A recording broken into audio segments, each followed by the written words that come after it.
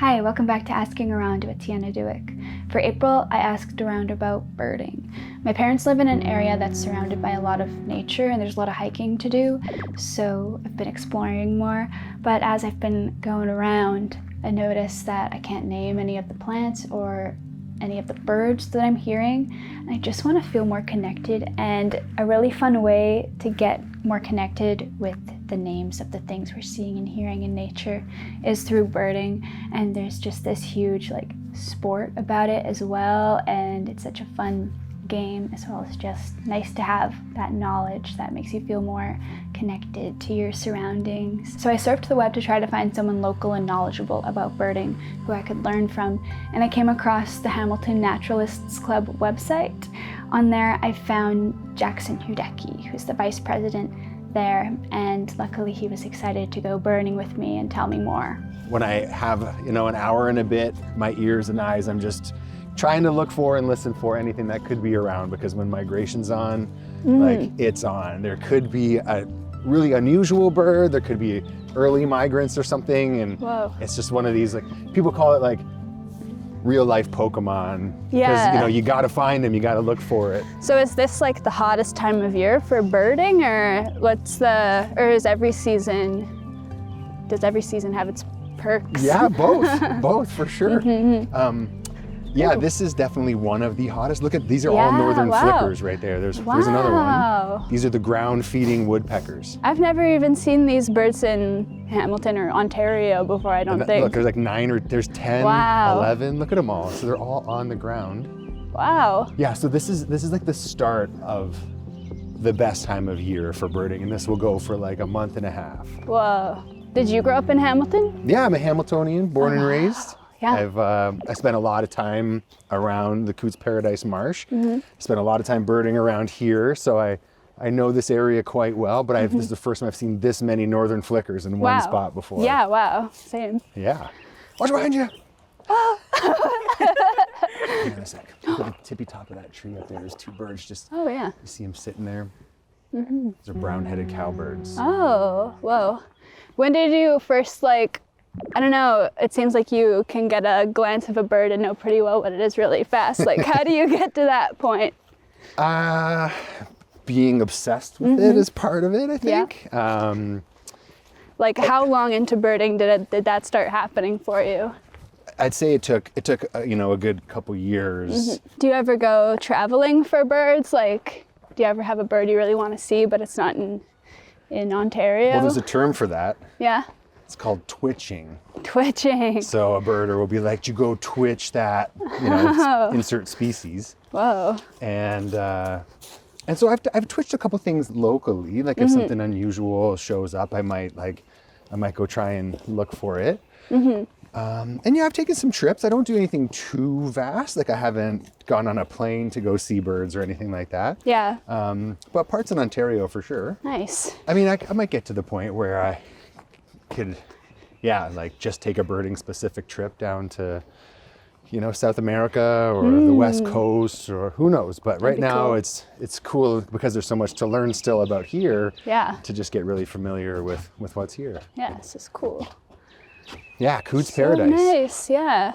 So this is one that a lot of people hear, even in your urban neighborhoods. They're starting to show up a little bit more. We're probably not going to see it too easily.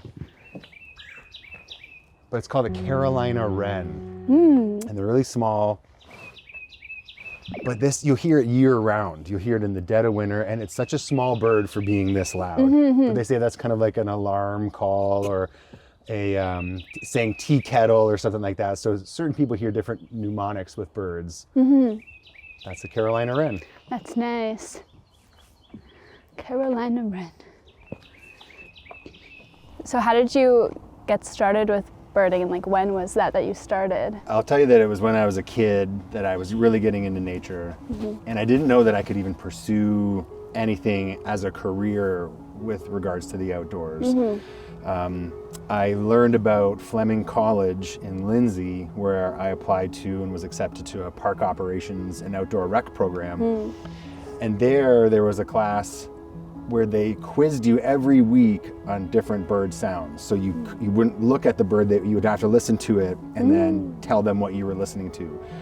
And it was through those sounds that I was like, holy smokes, like listen to how many kinds there are, and studying and cramming and just listening to various vocalizations from birds was like, that's where I really got hooked. And when I started to learn about all the different families, like there are so many birds out there, 300 plus species that could pass through here in a given year. Like, so that was like 2008 or so that I was in school. And then when I got out of school and came back to Hamilton, as I just slowly integrated myself into the birding scene, and I've been a part of it ever since. Yeah, and I feel like it's so easy to, these days especially, to feel like doomy about, you know, the future of nature.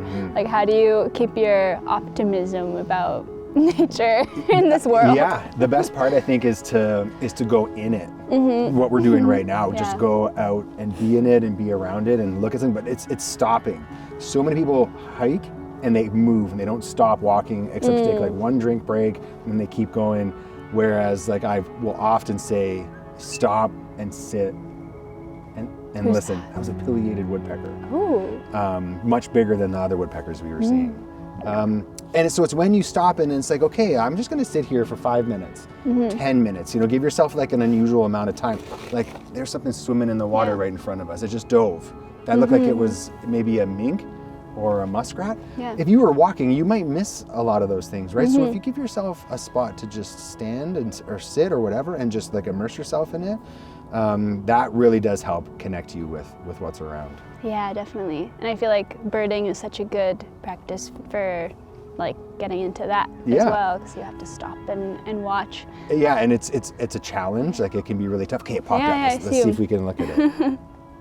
Well, it's got big ears. Yeah. Swimming away from us. It had a skinny tail at first when we saw it first dive, so I didn't think it was a beaver. Yeah, it kind of looks beavery, but I guess a lot of those things do. And there's the pileated singing back again. Yeah. And just dove. I'm thinking that's a muskrat. Yeah. That's pretty cool. Yeah, that's nice. And for like a beginner birder, what's the like these binoculars? Like, what's a good? Where do you find good birding binoculars? Yeah, there's a great company in Ontario called Vortex, which is where we got these from. Cool. There's a store called Wild Birds Unlimited in Burlington, and they've got several pairs. A lot of folks will have like a pair that your grandpa gave you, or like someone in your family, and they're those old, really wide ones. The optics these days are so much better than the ones we're used to. I mean, like, I'm not sure the last time you looked through binoculars. Yeah, these are great. Very bright, you know, you can see a lot of things. So picking up, and they're not cheap, like a good pair is like $200 or more, 300 or more, but a lot of them come with lifetime warranties, and then you've got them then for a long time. So that's a great help. You don't need them. You don't need binoculars to bird, but it definitely is a good help. Because then you're able to see, like, we can see that island, and we can see like, oh, there's all those black figures on it, and then, oh, but let's look in the binoculars, and then you can figure out like, oh, they're double-crested cormorant.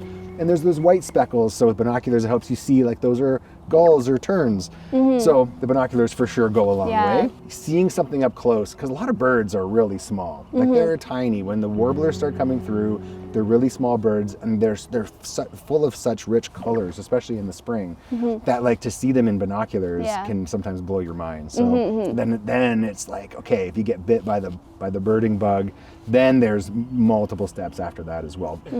Field guides are also really great. You can pick a field guide up for $10-12, you know, 35. Some are very in depth, so you don't really need to go too crazy. But then again, that helps, like, okay, I saw a bird that looked like this, and usually writing it down kind of helps, at least somewhat what it looks like. Because then when you do open your field guide, and then there's like, it's like, oh my gosh, okay, I saw a brown and white speckled bird. You start flipping through, and it's like, there's 20 of them that all look like it. It can sometimes be overwhelming, so the best thing any birder needs is just patience. It's just like being patient with yourself to be like, what are all these sounds? What are, like, look how many different kinds of ducks there are out here. You're not going to learn everything right away. It takes a lot of time. And getting into like kind of the sport of birding, like, what makes it like a thrilling experience for you? Like, what I don't know, like you were talking earlier about an app that you use to track birds and... So there is an app that you can use to track your sightings called eBird. And so this like back in the day, it would have been checklists. You would have brought a pamphlet out with you with a pencil, and you'd be checking the birds off as you go.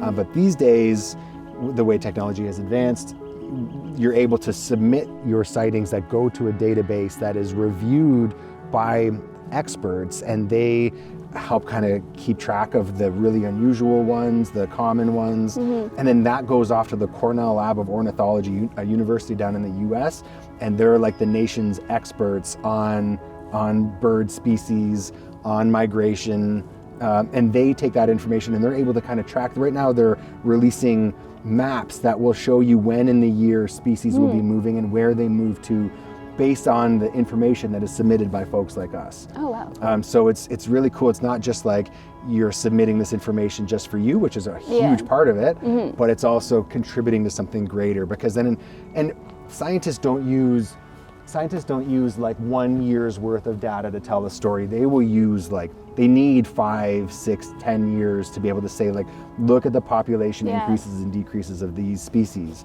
So the year after year data accumulation does go a long way, but for beginner birders, it's a good way to just be like, I saw 5 mallards, I saw 6 Canada geese, I saw a great blue heron, and you submit it, and then it keeps track. And then you can be like, wow, I've seen 20 species this year so far. At the end of the year, December 31st, like, holy smokes, I saw 100 species or more. And then you try to beat that record the next year or the year after. Yeah. And then when you start meeting folks in the birding community, it's like, how many birds do you have? Yeah. Oh yeah, I've got 120. You've got 140. So it can become a fun competition, and then some people will compete, I don't want to say professionally, but if for example 275 species were seen in 1 year, which was the record, you can try and beat that the next year and be a person who's seen the most species in the Hamilton region.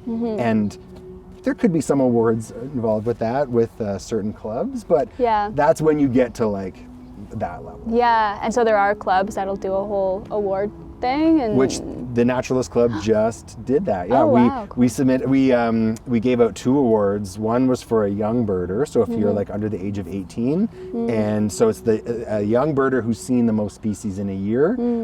That's one award someone could win, and the other is Bird of the Year, but that's for extreme rare birds that show up, where all of a sudden a bird lands in a tree.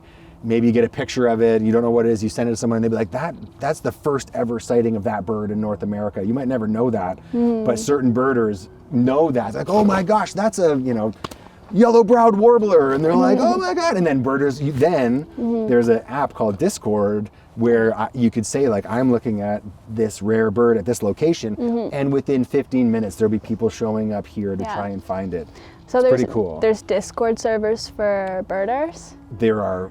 Whoa. Yes, the servers are for each county. So if you were traveling in Ontario and you were like, I'm going to a cottage, I'm going to Algonquin Park, Muskokas or whatever, you could look up the Muskoka channel and see all of the birds that have been kind of talked about there. Wow, and if you're trying to find a birding Discord server, do you just Google it, or is there a place where? Yes, I actually was trying to get somebody onto it recently. I think it's pretty simple, but there are a couple different Discord servers for birding.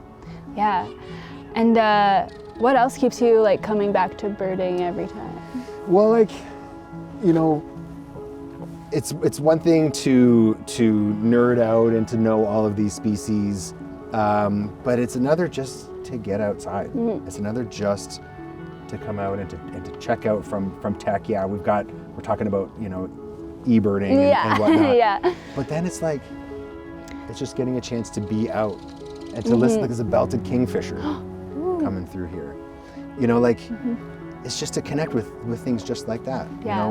Watching and observing, and the longer you watch something, you'll learn. You'll watch their habits. I was watching yesterday, even in my backyard in downtown Hamilton, these 2 blue jays, and one would fly down and catch a bug, sit down, give it to the other one. That one would eat it, fly down, catch a bug, and give it, and you give it to its mate. They just kept catching bugs and giving it to each other. What? That's so cool. Yeah. So just getting out and observing, it's mindfulness. It's slowing down. It's purposely checking out from tech and from what's going on in your life and checking in with what's going on here. And I think that does a lot for the heart and soul. I'm in a very career-oriented year right now, and it's so nice and I'm a freelancer, and so there's a lot of like working all the time and being very busy and looking at screens because that's where my work is. It's really nice. Like, I don't know what like inspired me to reach out about birding, but I'm glad I did, because it's like exactly what my life needs right now is a habit like this. Well, yeah. It welcomes you because there's always something to learn. Look, coming through right there. I thought I was gonna maybe swing by, turned around. Is a Caspian tern, so it looks a lot like what people call seagulls, which like there's no such thing as a seagull. Like we call them seagulls because we're just like, there's a white bird that hangs around parking lots, but like they're all gulls, and they have various species names, and ring-billed and herring and great black-backed gull. Like there's all these species of gulls. And then there's terns that look like gulls, so people will just walk by and be like, oh, there's a gull, or there's a seagull. Those are called bufflehead. One word, right? Like when you grow up, you learn about ducks. And you see a mallard, like there's a duck. So mallard is a type of duck.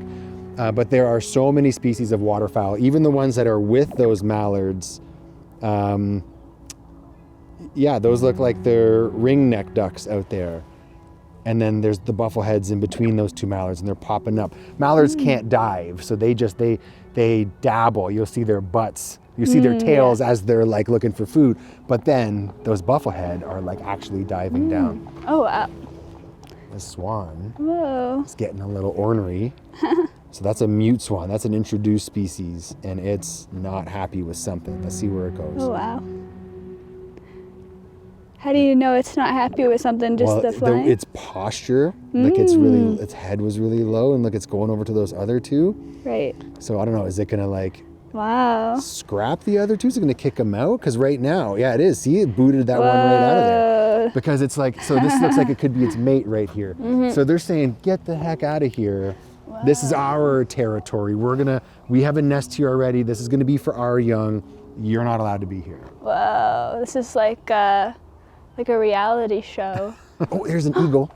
There's a bald eagle flying away from us right now. Oh, wow.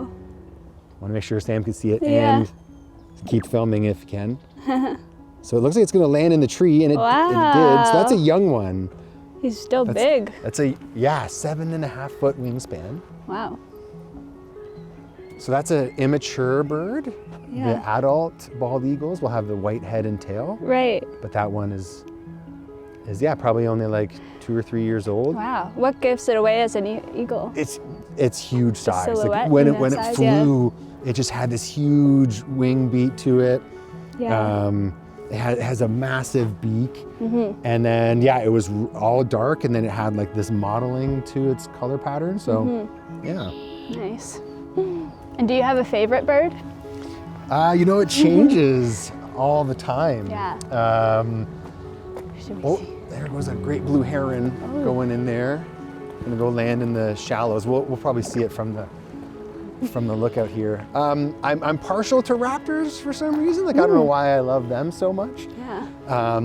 I was recently hanging out with a bird called a long-eared owl. Oh, wow. And by hanging out, I mean like I saw it, I looked at it for a bit, and then I left it alone. Yeah. Because that's what you're supposed to do with owls. You don't really, look at them for too long. You kind of give them their time.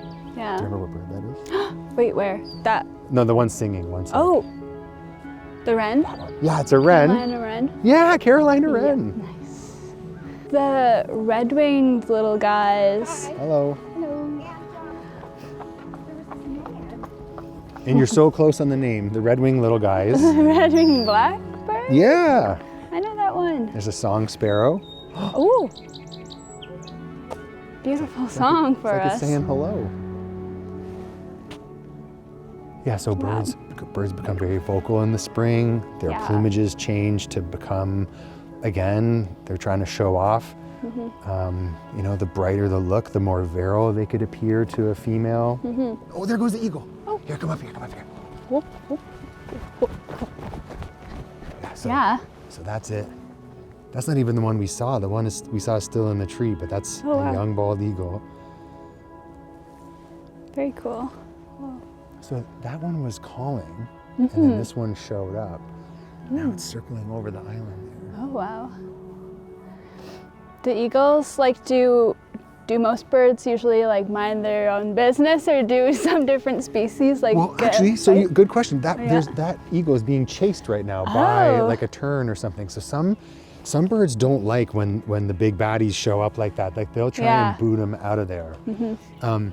Eagles are actually like, they'll see another bird catch a fish, then they'll go down and steal that fish from that bird. True. Okay, so here's a term I'll tell you about. Oh. Sometimes when birds are migrating and a storm is coming, they'll want to land ahead of the storm.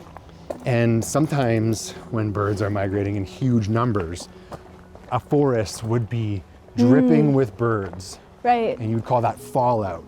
As if they've fallen out of the sky, and now they're just here. And so, and because birds migrate for hundreds and some for thousands of kilometers, when they get to a spot like this, and again, when the insects are emerging, they're just like, they're so hungry. So they're here, they're tired, and they're just kind of flitting through and eating what they can, and they're just kind of plodding along. Migration's not like, I fly up and I go for as long as possible and then I drop. They're like, woodlot to tree to cliffside to marsh, you know, and they just kind of skip their way along. At night though, birds migrate at night a lot, a lot. Like millions of birds every night migrate.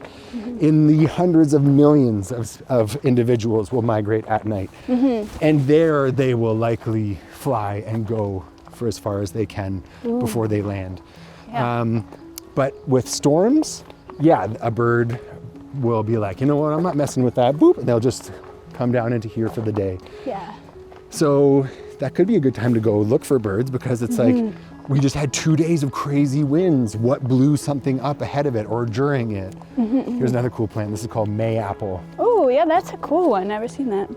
You'll start to see these more and more throughout the next couple of weeks, and they're called like almost like umbrella plants, because they'll get even bigger. Yeah, that's such a funny way to grow. That's cool. And then their fruiting body, you'll start to kind of see it here, grows underneath of it. So you have to get under it to find the flower. Oh, there's a pine warbler singing there. One of the first warbler species to come through. So what I can even do on another app is the Merlin Bird ID app. So it's like Shazam for birds. Oh, perfect. So let's just see. We'll just listen. So then it starts to populate it with what it is.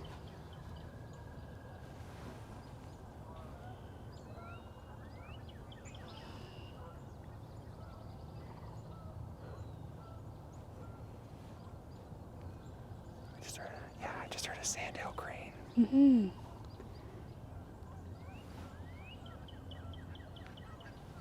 So sometimes what I'll do is try and identify them by my own ear, as opposed to letting this tell me, because it's guess and then look at what it is.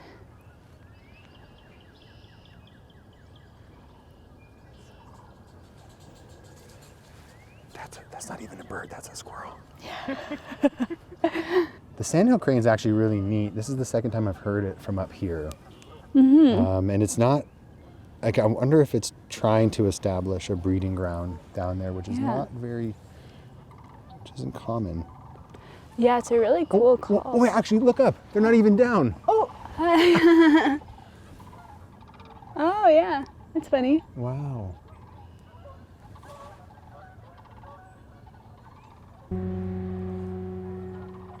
That's so funny. They're one of the only tall birds that flies with its neck straight out and its feet straight out. Oh wow. When gray blue herons fly, they tuck them in, so you'll see the S shape of their neck. But a sandhill crane flies with its neck straight out. Oh wow. Birding is such a nice hobby to have, and I wonder how you have noticed it impact your mental health. It's impacted it tremendously for the better.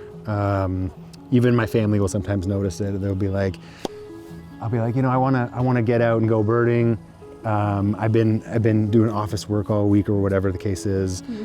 So I just need a couple hours to go out, and sometimes I'm dragging them out with me, or sometimes they're just like, yeah, go have fun. Or I'll say like, hey, I want to go see this species. I'm going to be gone for a couple hours. Then I'll get a chance to just go out and be alone. So like having that alone time is great.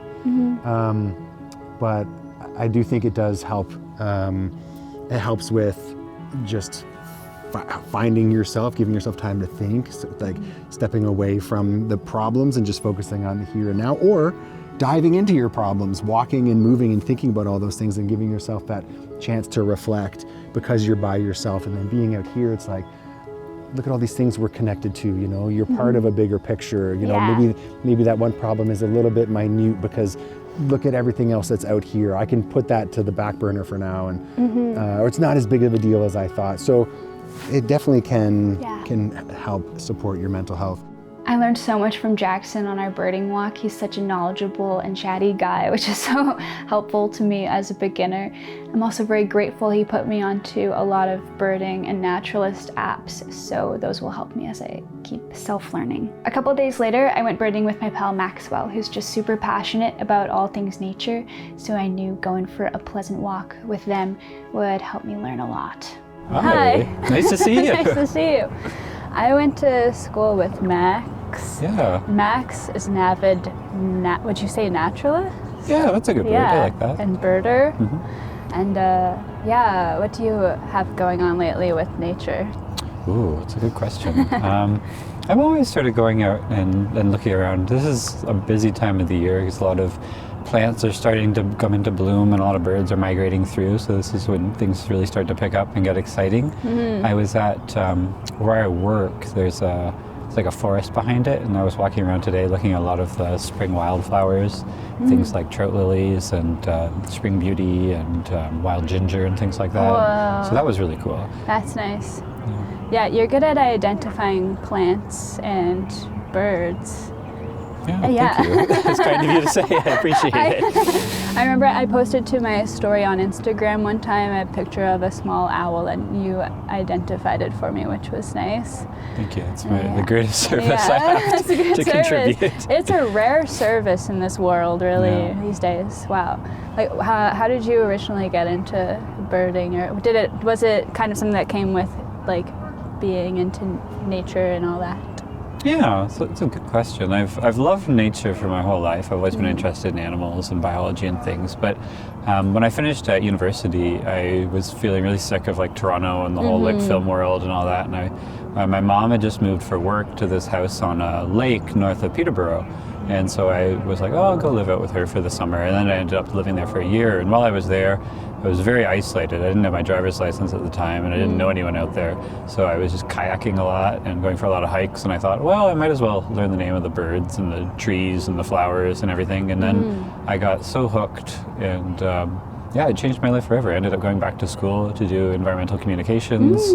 I met my partner on a bird walk that I led for Pride Month a couple of years ago, and so many friends and so many wonderful parts of my life have come from that. That's great.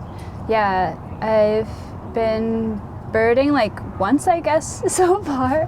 But I mean, my parents live in a more nature-surrounded area, so I like going on hikes and stuff, and it's just such a calming hobby, and to like find community in those habits as well, I can imagine is just like super. It's just, I feel like you can make friends really quickly when you go on a hike with someone. Oh yeah, for sure. Yeah, that's how I made some friends in my parents' area, and yeah, I love it. Just being out in nature feels, I don't know, you feel close to your soul, close to other people's souls. Yeah. Yeah. And what's your favorite bird if you have? Oh, that's a good question. Let me think about that.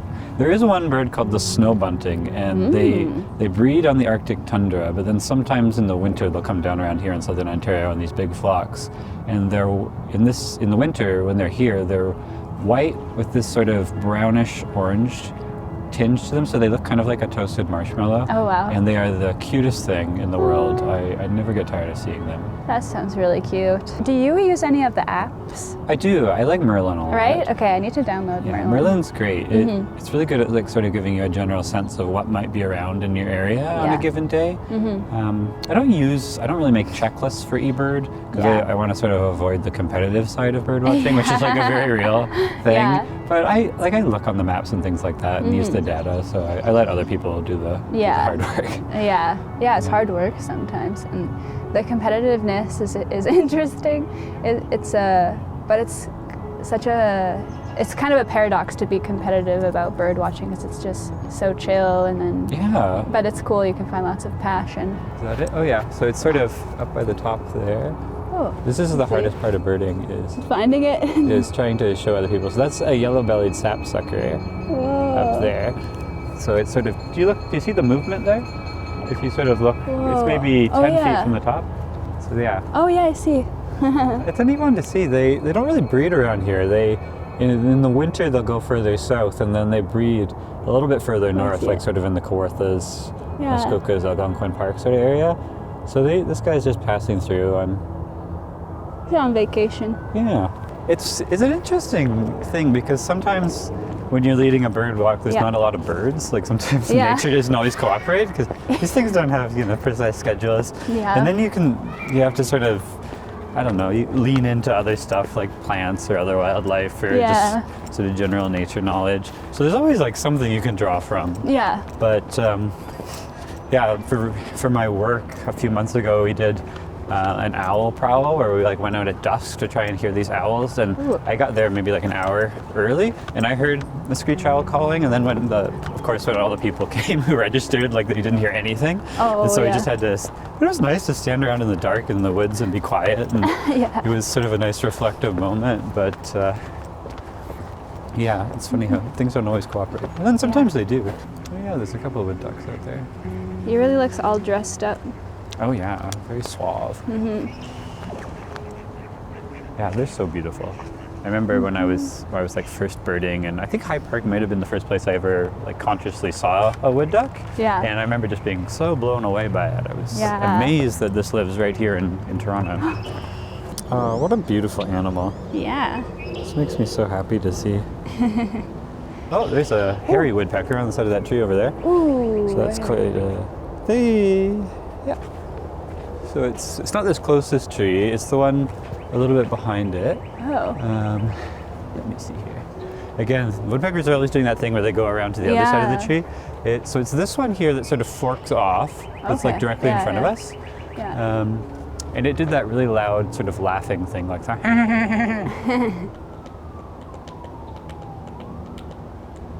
He would love Screamo. Really good head banging. Is there ever any challenge to birding? Like, have you ever faced, I don't know, it seems like a peaceful hobby that like hardly ever has its challenges because it's just nice.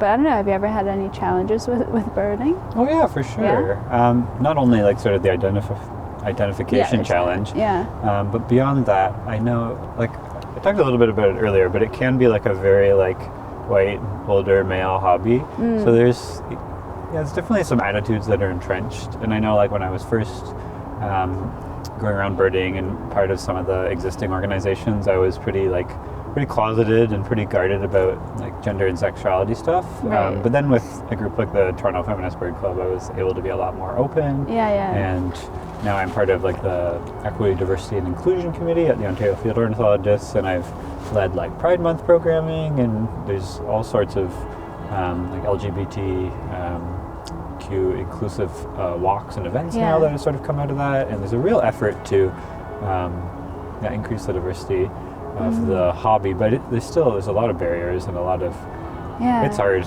A lot of it's really entrenched, and you sort of come up against some pretty nasty ideas every once in a while. Right, you'll get a pretty nasty comment or what have you, and it can be discouraging. Right, but true. Slowly, like, I feel too, there's like sort of a wave right now of like younger people that are getting into it. Yeah.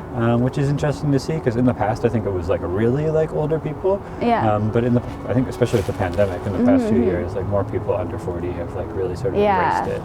I think too, like another part of that is like millennials and Gen Zs are like the first generations to grow up in the shadow of climate change. So we're sort of, since we were young, we've been aware of how precious and vulnerable life on Earth is. And so there's this real sense that like, oh, if I don't go out to see like an eastern whippoorwill or what have you, like maybe in 10 years I won't be able to. True, yeah. So people are sort of turning to nature-based hobbies like, mycology and herbalism and botany and birding as a way of sort of strengthening their relationship with nature, as a sort of response to the climate catastrophe and extinction crisis. And I think that's really interesting and inspiring. Yeah, definitely. Yeah, definitely relate to that inspiration for getting out and birding. And as well, like being a millennial / Gen Z cusp person. I don't know what the cutoff point is. I'm a 96 baby. Yeah, 97. But it's like, I just feel like, especially as I get older too, I had a lot of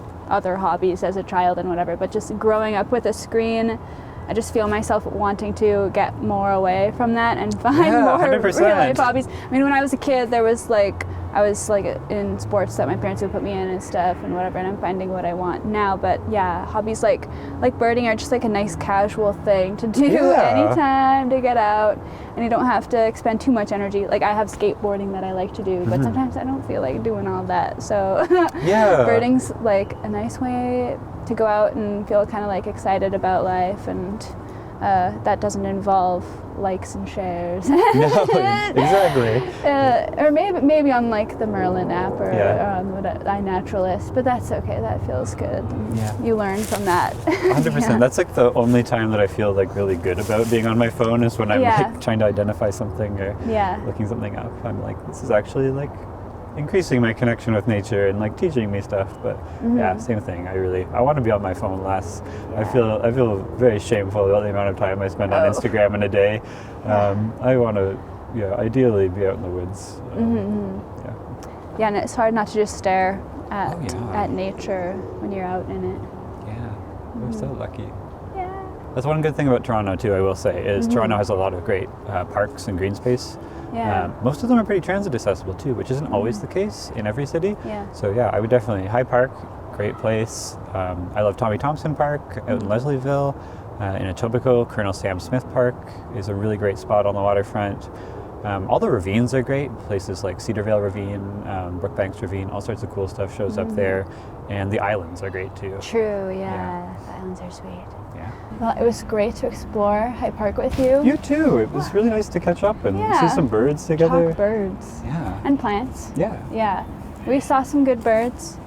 They were a little bit quiet today. I mean, I just came from, what's it called in Hamilton, Cootes Paradise? Oh, there's so many good... So many birds there. We saw 3 snapping turtles there too. Oh, so cool. Yeah, so a lot of action. But High Park was a refreshing experience.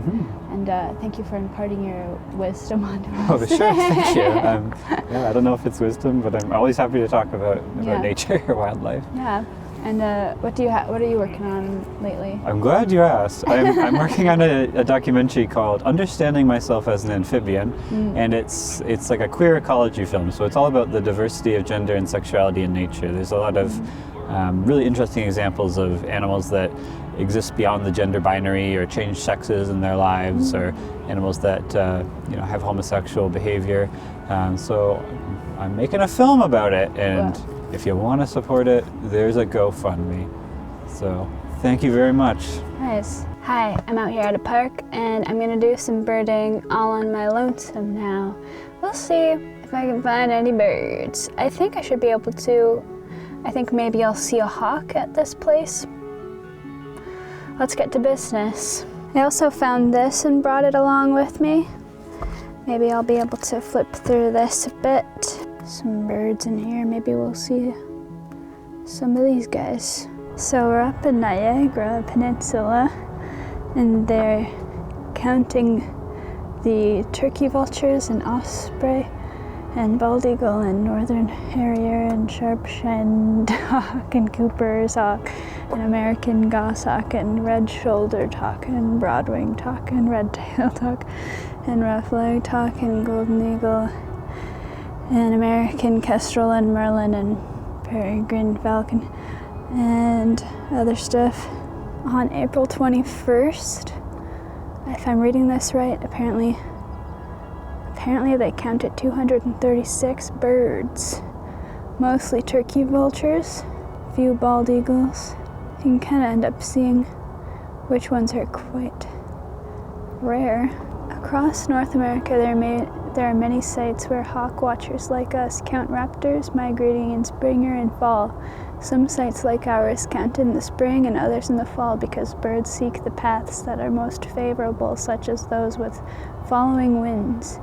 NPH contributes our data to the Hawk Migration Association of North America, which collates data for sites such as ours. They also coordinate resources towards continental scale raptor migration monitoring, analysis, raptor conservation, and public education. Since 1975, hawk watchers have been counting migrating diurnal raptors at this site from March 1st to May 15th each year as the birds move from their winter grounds to the places where they breed. Whoa, this is awesome. There's already somebody up here.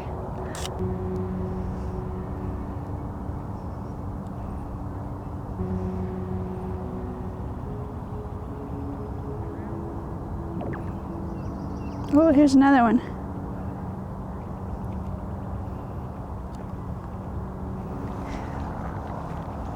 Off to a pretty successful start. What a beautiful day. I'm opening up the Merlin app for the first time. Look at these flowers though. Aren't these the flower of Ontario, the one that's on all the IDs? So we just got blue jays and cardinals coming up on Merlin. Sometimes I feel like when I'm on a walk, I'm just looking at the ground, honestly. But when you're birding, you have to look at the surroundings. And I'm realizing just how good birds really are at hiding. They really blend in. You have to have a good eye. Can't believe I guessed it though, and it was the cardinal. Whoa, I'm learning. I feel like if I heard a wren, maybe I would recognize it. I feel like maybe we did hear. I need to hear what a wren sounds like again. These are little American goldfinches. Oh, he's so tiny. They're so tiny. I hope I'm getting any of this on camera. Oh, there he is. Oh.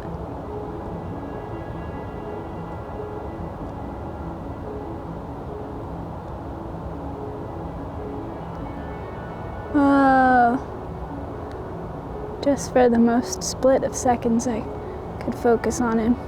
Whoa, I think that one's a turkey vulture. Oh, what a freaking cutie patootie. On this walk, now we've heard the northern cardinal and the blue jay and the Carolina wren and the goldfinch. So that's exciting. Thanks to the freaking Merlin app. Slowly I'm starting to kind of understand. Okay, I thought it was a skunk, but it was a squirrel. But slowly I'm starting to be able to understand whose calls are whose. And I feel like a lot of the time, there's probably you could probably guess it's 1 out of 4 or 5 birds out of those birds that I talked about, because I think, after talking to Jackson and Maxwell, I think those are commonly birds that we also saw. So that's good.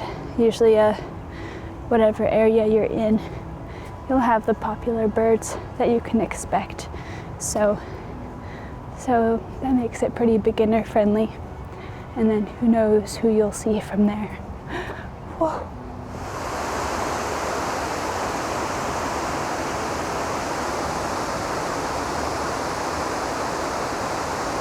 Here's one. So much sun. Oh, I see him. But I can definitely tell these don't have the same resolution as the fancy ones that Jackson has. But they're still good. They're a fun little thing, they're a fun little gadget to have. Well, I'd say that I've had a successful first solo birding experience. And I definitely want to go out more. Just me, myself, and I. I can't really document how that will go. And I'm glad you guys could join me today to come out here and enjoy the sun, enjoy the spring. It's such a wonderful time of year to get out and see nature start to be reborn. But I'm loving the birds. I'm loving this little game of hide and seek, this one-sided game of hide and seek. And I love that one of the rules is to not disturb them. Sounds good to me, to not disturb nature too much, but to still be a part of it and to still have our human curiosity when we go out for a walk into the woods, and to use our human ability to learn when we're going for a walk. Like, it's nice to just go on a hot girl walk and not think, but to also go out and bird and to try to decipher what kind of plants you're walking around. You know, you just get to know more about your neighbors, and that's really sweet. So I want to be more intentional about what I'm looking at, and you know, why nature exists the way that it does. Like, I'm even just looking at this rock in front of me and I'm like, why does this rock have all these holes in it, and what kind of moss is that?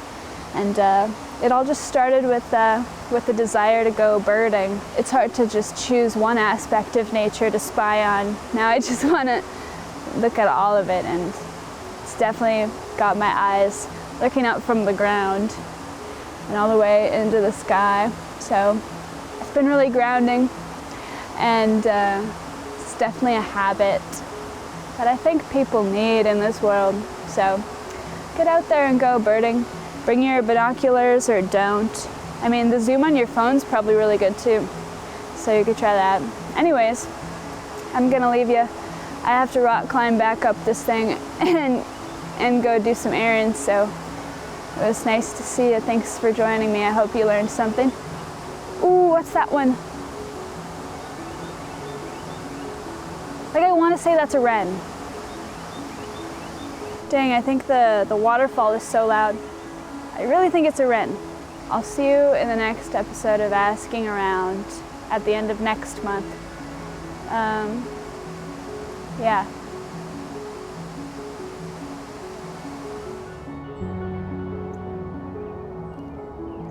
Maybe that's either the dark-eyed junco or the white-throated sparrow. I think it's dark-eyed junco.